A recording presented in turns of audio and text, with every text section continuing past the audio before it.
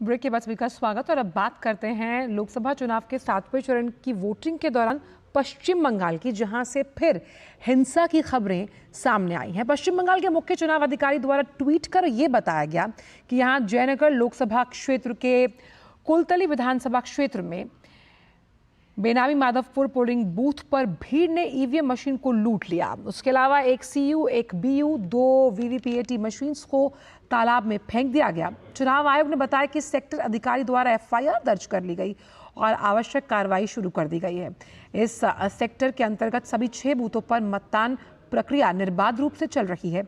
Sector पदाधिकारी को नए ईवीएम और कागजात उपलब्ध करवा दिए गए हैं। और कोलकाता से इस बड़ी खबर पर हमारे साथ हमारे संवाददाता विशाल बैरिस्टर जुड़ रहे हैं। विशाल, क्या हो रहा है ये? क्योंकि लगातार हमने देखा कि जब निष्पक्ष और स्वतंत्र चुनाव कराना ये चुनाव आयोग की जिम्मेदारी है, लेकिन राज्य प्रशासन के दारोमदार पर भी बहुत कुछ निर्भर करता है। लेकिन इस तरह की खबरें कहीं ना कहीं, जब हम लोकतंत्र की बात करते हैं, स्वस्थ लोकतंत्र के फलने फूलने की बात करते हैं, तो कहीं ना कहीं दुख देती हैं कि किस तरह से ये मामला सामने आया और क्या वजह रही।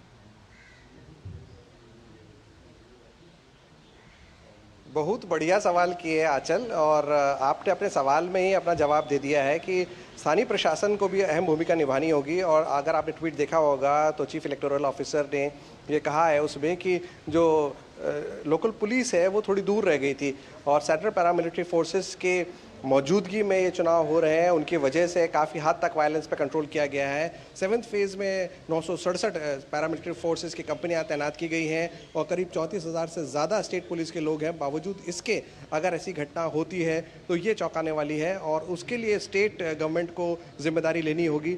और ये गनीमत है कि ये जो घटना है वो सुबह 6:40 पे हुई। अगर पोलिंग के बाद ये होता तो मामला कुछ और हो सकता था, क्योंकि इमीडिएटली इलेक्शन कमीशन ने रिप्लेस किया नई ईवीएम के साथ। और ये एक बड़ी खबर है जो बंगाल से आ रही है, और बंगाल में अक्सर हिंसा की खबरें आती रहती है। इसके अलावा जादवपुर कॉन्स्टिट्यूंसी में भी आईएसएफ और सीपीएम के कार्यकर्ताओं के बीच हिंसक झड़प हुई है।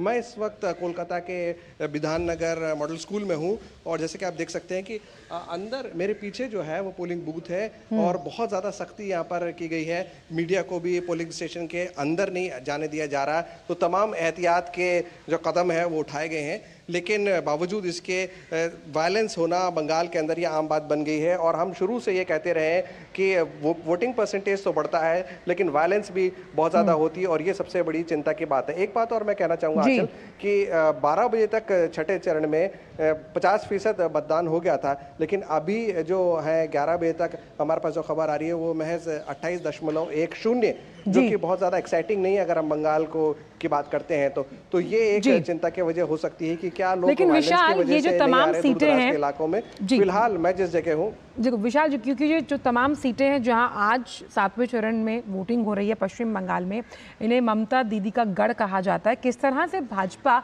ने अपने जनाधार को बढ़ाने के लिए यहाँ ताबड़तोड़ रैलियां की हैं? कोई बदलाव जो आप वहां पर महसूस कर पा रहे हो जब आपने वोटर्स से बात की, उनके मन को जब टटोला? देखिए आजकल होता यह है कि आजकल लोग काफ़ी समझदार हो गए हैं और वो देखते हैं, पढ़ते हैं, और ख़ास तौर से जो जागरूक मतदाता है, जो पढ़ा लिखा मतदाता है, वो इस बात को अच्छी तरह से समझता है। और आजकल एक बड़ा इंटरेस्टिंग हथियार है आपका मोबाइल, तो व्हाट्सएप के ज़रिए भी सारी जानकारी वर्नाक्युलर लैंग्वेजेस में पहुँचती है, यानी कि आपकी स्थानीय भाषाओं में आपको मिलती है। तो जब आपकी एक्सपेक्टेशंस बहुत ज़्यादा हाई हो जाती है किसी भी गवर्नमेंट से, तो आपके पैमाने बदल जाते हैं। 10 साल से ज़्यादा का यहाँ पर टीएमसी का रूल रहा है और उसी जो पीरियड है उस पर उनको कसौटी, उसी की कसौटी पर कसकर उनको देखा जा रहा है कि कितना उन्होंने डिलीवर किया है या नहीं।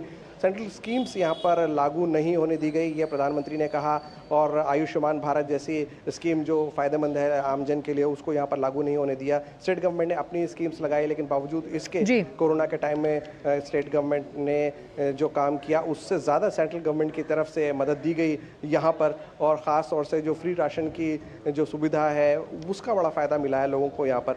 तो एक एंटी इनकम्बेंसी के फैक्टर को मद्देनजर रखते हुए बीजेपी ने अपने प्रचार को ज़बरदस्त कर दिया था और प्रधानमंत्री ने ताबड़तोड़ यहाँ पर रैलियाँ की। इनफैक्ट उनका कोलकाता में जो रोड शो हुआ उसके लिए तो उन्होंने कहा अपनी आखिरी रैली में, उसमें मैं मौजूद था, और वहाँ पर उन्होंने बोला, काकद्वीप जो मथुरापुर कॉन्स्टिट्यूंसी में आती है, कि मैं मेरे दिमाग में हमेशा वो तस्वीरें रहेंगी जो कोलकाता के रोड शो में मैंने देखी। तो बीजेपी इस बात को अच्छी तरह से समझती है कि 18 सीटों पर उसने जीत हासिल की थी पिछले चुनाव में, और इस बार वो टैली को बढ़ाना और चाहते हैं। इसीलिए प्रधानमंत्री ने कई चुनावी सभाओं में कहा भी है विशाल कि हिमाचल प्रदेश से हम मान सकते हैं कि चौंकाने वाले आंकड़े सामने आएंगे। हालांकि इसका जो फैसला है या नतीजा है वो 4 जून को पता लगेगा। बहुत बहुत शुक्रिया विशाल इन तमाम जानकारियों को हमसे साझा करने के लिए। और सीधे अब रुख करेंगे हिमाचल प्रदेश का, जहां